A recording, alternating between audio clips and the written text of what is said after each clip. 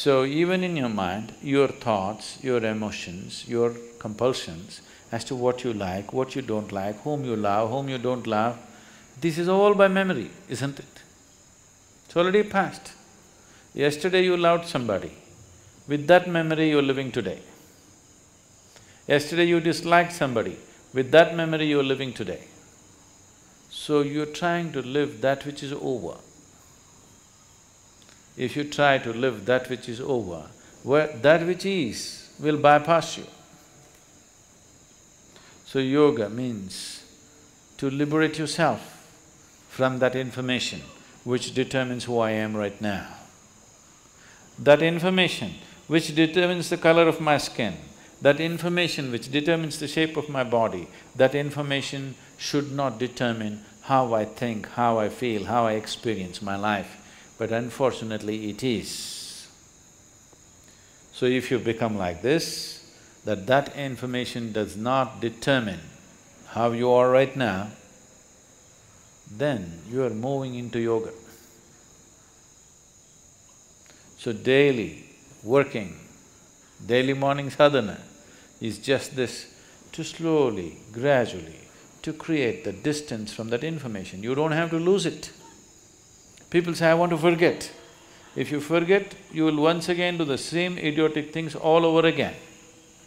Never ever forget. The more unpleasant your life has been, the more you should never forget. If you forget, you will do the same stupid things all over again. This is not about forgetfulness, but being able to carry. See, suppose today you have memory sticks. If it's all the time plugged in and all of it playing, you'll go crazy. You can carry it in your pocket, no problem. When you want, you stick it in your computer, otherwise you put it in your pocket, this is good. No problem. Memory is still there, but not compulsively working through you. When you want, consciously you can activate it, otherwise it lies there. So if this becomes like this, if you want, you can activate all of it, otherwise you can keep it aside. Then once that freedom comes, memory is not a problem. But right now memory is a problem because it's playing up all the time. Yesterday's love, yesterday's dislike, everything is determining who you are today.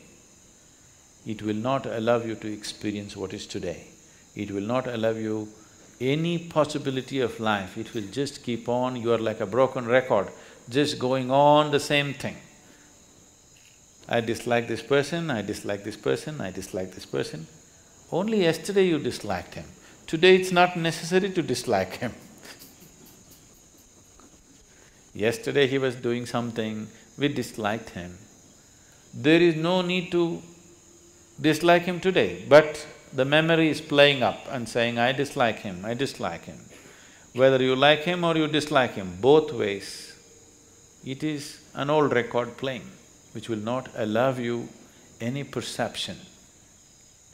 Unless you begin to perceive life in larger and larger doses, there is really no experience of life, just mind playing over and over, same record. So yoga means breaking this cycle,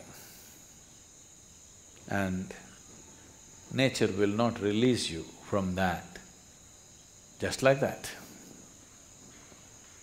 It needs a certain amount of work. If you want to be just like that released, then you have to release yourself from the body itself.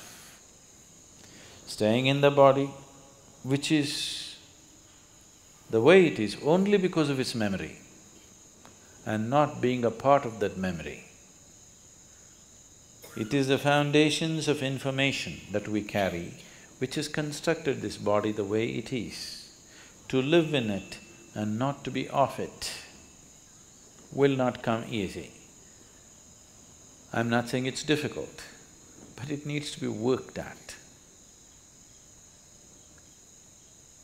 The sadhana is just about this. However simple the sadhana is, every day if it is worked at, slowly one can see a certain level of freedom happening within you, step by step, maybe inch by inch.